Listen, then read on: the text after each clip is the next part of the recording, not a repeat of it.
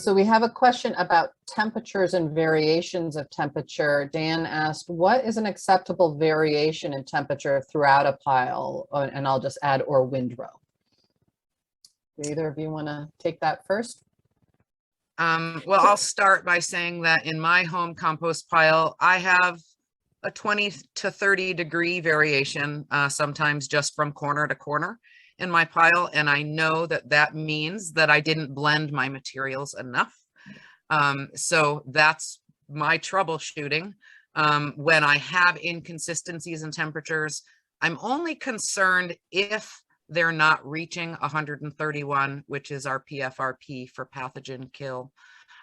If I'm not reaching those temperatures, then I know I need to go in and add more air and blend materials in order to get that. Sometimes it's just easier to turn the whole pile in order to do that.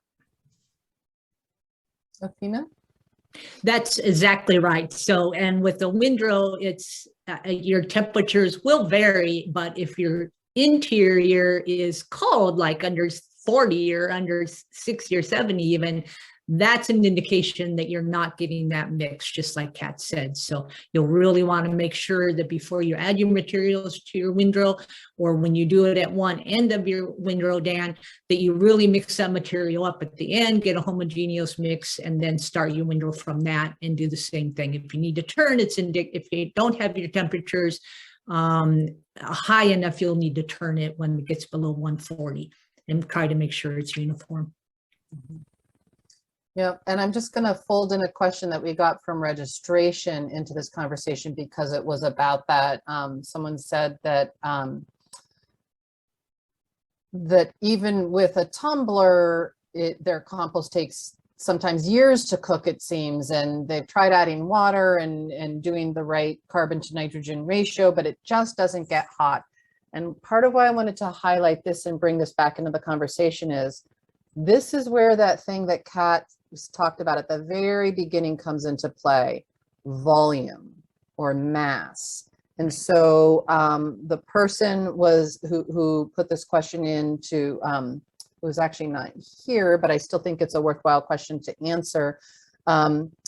If you're at a community garden and it's much smaller scale, you may not have the mass, like the physical volume, to really get those temperatures up. Things will still compost, but you then do need to just be thinking about what you're putting in there, whether that's meat or bones, if you're not meeting those temperatures, or weedy plants that may have gone to seed. You want to leave those things out if you're not getting hot temperatures. And I will just say personally, I have gotten in one of those tiny backyard bins, was able to reach that 131, I think I got it up to 134. And I did it as an experiment to see if it could be done. And it took a ton of management. And so you can do it, but I was like babying that pile like every, once or even twice a day. And I just did it as the short-term experiment to see, like, okay, even with a small volume, can this be done? And it can be, but I would say it's not realistic to expect that because of the level really of management. The exception to that might be in the medium to large tumblers. Still, a small tumbler may not get, you may not have the mass to really get up to temp, but the drawer tumblers do a pretty good job of that. But part of that is with that tumbling action, every time you walk by and sort of just give it a spin, you're sort of remixing the materials, redistributing any moisture that's in there. And so it's just an easier management style to get that right condition to really support those microbes. Anything else either of you want to add to that? Well, just to say, Dan, you're just starting your windrow out, and I don't know what volume you're at now, but Natasha's right. I mean, I don't think you have the volume yet to really worry about it, as long as your temperatures are rising at least above 100 or so.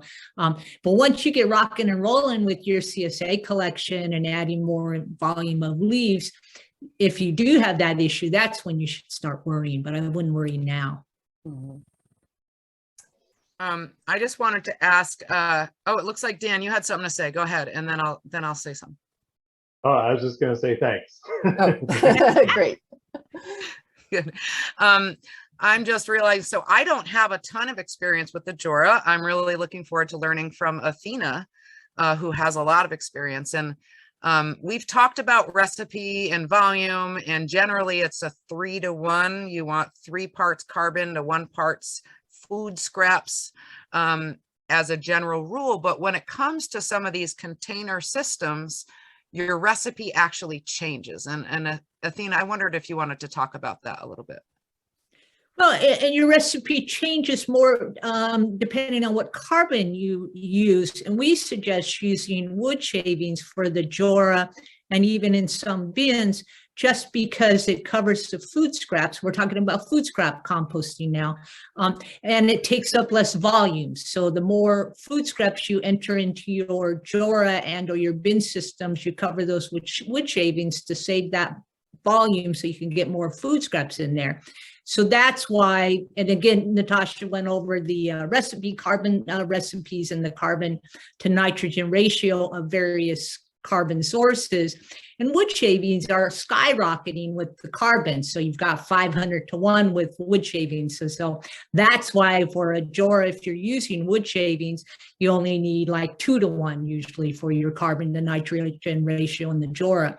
But if you're adding in other carbon sources for your Jora, such as leaves, or even dried grass clippings or residues from your farm, more woody products, you would use more, maybe 2 to 3 volumes carbon to nitrogen ratio, and just test it out like any other recipe you're going to use.